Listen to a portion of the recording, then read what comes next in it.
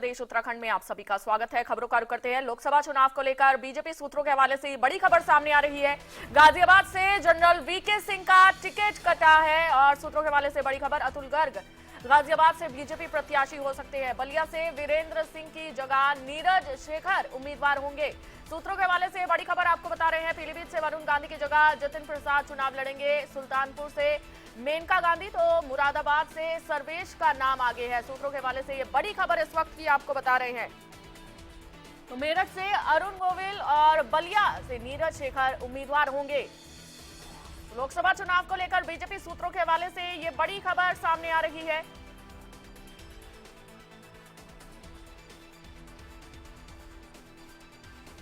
गाजियाबाद से बीजेपी प्रत्याशी अतुल गर्ग हो सकते हैं। बलिया से वीरेंद्र सिंह की जगह नीरज शेखर उम्मीदवार होंगे। सूत्रों के हवाले से ये बड़ी खबर आपको बता रहे हैं। पीलीभीत से वरुण गांधी की जगह जतिन प्रसाद चुनाव लड़ेंगे।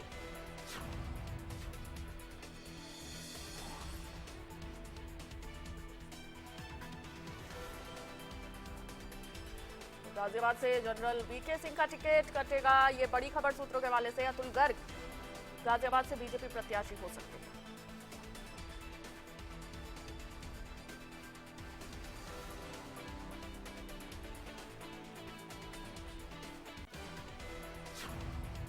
तो ये बड़ी खबर इस वक्त की सामने आ रही है। गाजियाबाद से अतुल गर्ग को बीजेपी टिकट दे सकती है। ये बड़ी खबर सूत्रों के हवाले से सामने आ रही है। पीलीभीत से जतिन प्रसाद को बीजेपी टिकट दे सकती है और साथ ही हाथरस से अनूप वाल्मीकि को बीजेपी टिकट दे सकती है। ये बड़ी खबर। सहारनपुर से राघव लखनपाल पर बीजेपी इस बार का लोकसभा चुनाव लड़ सकती है।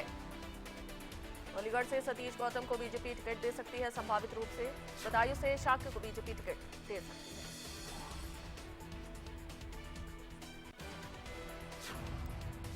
हमारे साथ हमारे सहयोगी लखनऊ से अभिषेक सिंह जुड़ चुके हैं। अभिषेक, सूत्रों के हवाले से ये बड़ी खबर सामने आ रही है। बीजेपी किन किन प्रत्याशियों पर इस बार लोकसभा चुनाव में दांव चल सकती है?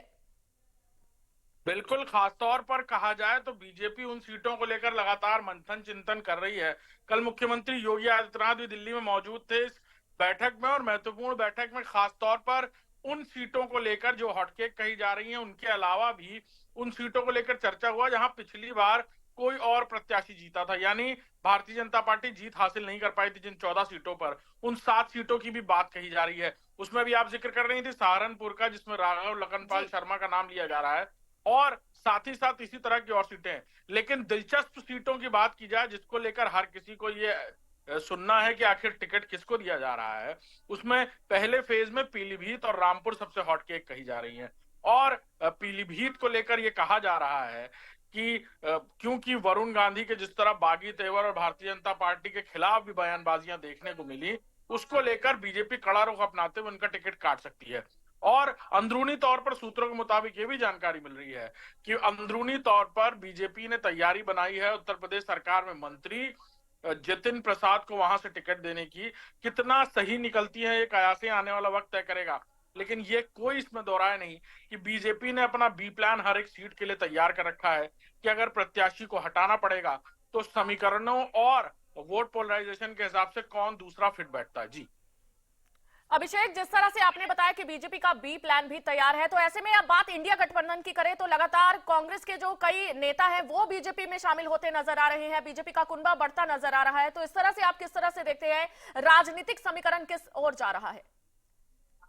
बिल्कुल, भारतीय जनता पार्टी के साथ जिस तरह से घटक दलों का एक जुड़ाव है और उसका फायदा भी उन्हें मिला है, और शायद यही वजह है कि राजनीतिक आधार पर बात की जाए तो जातिगत आधार पर जिस तरह पिछले कई दशकों में उत्तर प्रदेश में राजनीति और चुनाव में वोट दिया गया है, उसके हिसाब से बात करें तो ये सोशल इंजीनियरिंग का एक बड़ा कैनवस है जिसमें एक बड़ा पोर्ट्रेट खड़ा करती भारतीय जनता पार्टी पिछली बार भी नजर आई थी और इस बार भी उम्मीद की जा रही है। क्योंकि एनडीए के वो घटक दल जो उत्तर प्रदेश में उनके साथ है, उनकी खासतौर पर बात की जाए तो सभी का अपना एक वोट आधार है, और खासतौर पर पूर्वांचल और पश्चिम के कुछ इलाकों में सीधे तौर पर उनका दखल है सीधे वोट बैंक पर।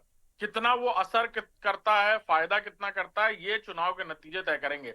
लेकिन माहौल बिल्कुल उनकी तरफ बनता नजर आता है ऐसे राजनीतिक दलों के साथ होने पर, चाहे वो राष्ट्रीय लोकदल की बात पश्चिमी उत्तर प्रदेश में करें, पूर्वांचल में निषाद पार्टी और भारतीय समाज पार्टी की बात करें, तो सीधे तौर पर एक जातिगत आधार पर जो वोट बैंक है वो सीधे तौर पर एक तरफा मदद के रूप में सामने से दिखाई देता है। चुनाव में कितना वोटों में तब्दील होता है ये प्रत्याशी और चुनाव कैंपेन और साथ ही साथ समीकरण तय करेंगे।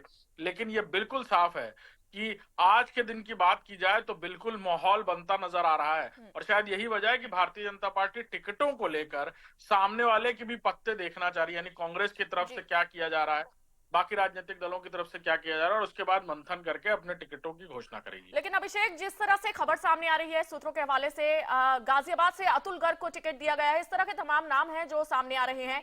तो अगर जमीनी स्तर पर देखें, ग्राउंड जीरो पर उनकी पकड़ किस तरह से है? बिल्कुल, भारतीय जनता पार्टी ने अगर किसी को भी टिकट दिया या घोषणा की है तो निश्चित तौर पर 3 लेयर्ड सर्वे के हिसाब से, चाहे वो सेंट्रल हो, जोनल हो और यहाँ स्टेट लेवल का सर्वे किया गया हो, तो सीधे तौर पर उनकी अपनी जमीनी हकीकत, उनकी जनता से जुड़ाव और उनका अपना वोट शेयर बिल्कुल समझते हुए टिकट की घोषणा की गई है। कोई हवाई टिकट भारतीय जनता पार्टी ने कभी नहीं दिए हैं और शायद यही वजह है कि समीकरणों, वोट बैंकों के आधार पर और कैंडिडेट के अपने व्यक्तिगत वोट और व्यवहार के आधार पर उनको क्या वोट मिल सकता है, इन सारी चीजों का एक स्टैटिस्टिक एनालिसिस करके भारतीय जनता पार्टी टिकट देती है। और शायद यही वजह है कि जो कैंडिडेट होता है वो ना सिर्फ मजबूत होता है बल्कि समीकरणों के हिसाब से भी बहुत मुफीद बैठता है। चलिए, बहुत शुक्रिया अभिषेक जानकारी के लिए।